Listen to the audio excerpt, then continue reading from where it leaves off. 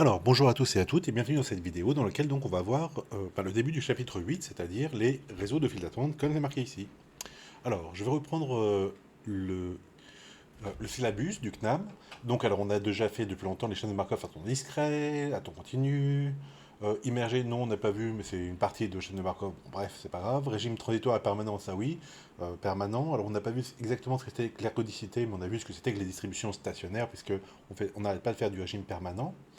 Équation de balance globale, c'était justement pour trouver les probabilités stationnaires, ou les distributions stationnaires. Vous avez vu qu'on avait fait les fils MMS. Alors, j'ai pas fait les MG, les G c'est général, d'accord.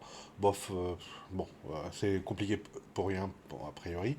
Loi de Little, on a vu ça. On pourra la revoir après. La formule de...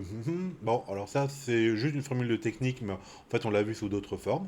Et donc, aujourd'hui, on va faire donc, ce qu'il y a surligné en rouge. Réseau de file d'attente, à forme produit, monoclasse, multiclasse et ouvert, réseau de Jackson, et puis ça, on fera peut-être pas, parce que c'est des cas particuliers, enfin, c'est d'autres cas particuliers. Alors, comment ça va se passer? Donc, en fait, alors je vais faire une petite liste, vous avez vu. Donc là, on va être en train de regarder l'intro. Puis après, je vais faire des rappels sur la file MM1, parce que ça va être important de combiner donc, les réseaux hein, de file d'attente. Attendez. Voilà, donc par exemple, voici un réseau de file d'attente, d'accord, où il y a donc deux files d'attente. Ici, c'est MM infini, MM1. Voilà, et donc avec des probabilités, les clients semblent arriver par ici pour le processus interne. Puis à l'issue de cette première phase, vous voyez qu'ils se séparent, probabilité P de sortir du système, probabilité A-P d'aller dans un autre guichet, une autre file d'attente MM1, et puis de revenir, etc. Alors pour simplifier, je vais surtout prendre des fils MM1 un peu partout, et donc c'est pour ça que je vais faire des rappels sur les fils MM1. Puis après, on va faire un premier exemple de forme produit. Donc vous avez vu dans le syllabus, il y a marqué hein, réseau à forme produit. Donc je voudrais vous expliquer ce que c'est que ça. Donc je prendrai un exemple déterministe, il n'y aura pas de probabilité, il n'y aura pas de possibilité P1-P de faire quelque chose, mais le but ce sera vraiment d'expliquer ce que c'est que la forme produit. Et puis après, donc, il y aura le théorème qui ne sera pas démontré, comme quoi il y a une solution pour certains.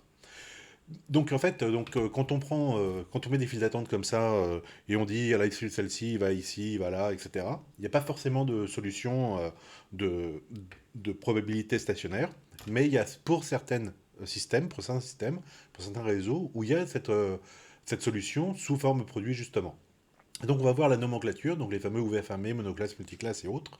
Euh, et ça nous donnera donc après dans la nomenclature, je vais essayer de mettre un petit peu donc les réseaux de Jackson qui sont une solution, donc un type de réseau qui, si ça vérifie certaines propriétés, et ben donc il y aura donc la probabilité stationnaire, la distribution stationnaire, et ainsi de suite.